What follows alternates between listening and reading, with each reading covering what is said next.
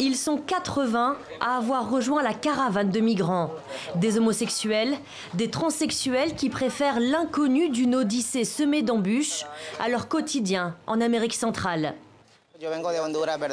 Moi, je viens du Honduras, un pays où il y a vraiment beaucoup de violence, surtout si vous êtes gay, lesbienne ou transsexuel.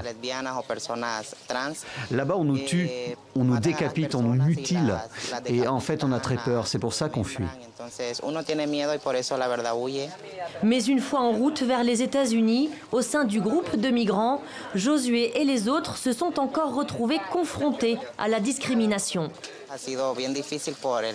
C'est assez difficile ici, à cause du harcèlement, des moqueries, des mauvais traitements en général.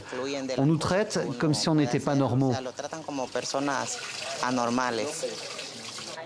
Dans certains cas, ces migrants reçoivent l'aide des habitants qui les prennent en stop pour leur éviter des heures de marche. Dans d'autres cas, comme dans ce quartier résidentiel à moins de 10 km de la frontière américaine, l'arrivée de ces migrants LGBT suscite colère et méfiance. Nous sommes mal à l'aise parce que les autorités ne nous ont pas demandé notre avis. On aurait dû nous dire que ces personnes allaient venir. Les migrants LGBT souhaitent être les premiers de la caravane à arriver à la frontière pour optimiser, disent-ils, leurs chances d'obtenir l'asile aux États-Unis. Migrants et LGBT, deux raisons qui pourraient bien stopper ce groupe à la frontière de l'Amérique de Donald Trump.